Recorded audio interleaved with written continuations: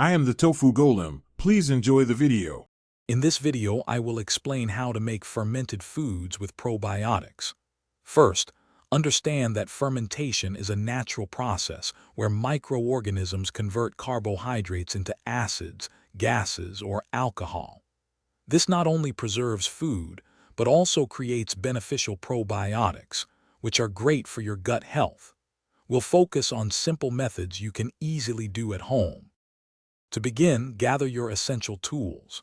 You'll need a clean glass jar, a lid, and a fermentation weight to keep your ingredients submerged.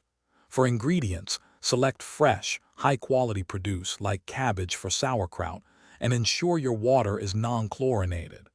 Finally, prepare a brine using a 2% to 3% salt solution by weight.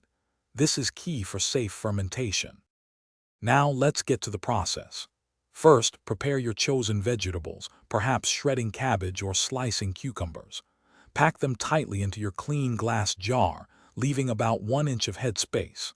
Next, pour your prepared brine over the vegetables, ensuring they are fully submerged under the liquid.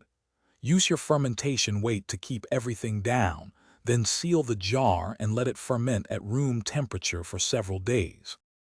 As fermentation progresses, you'll notice small bubbles and a pleasant, tangy aroma.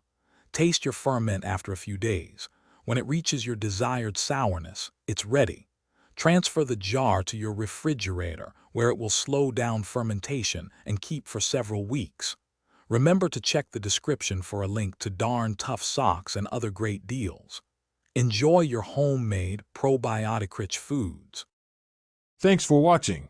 Consider subscribing if we helped you today.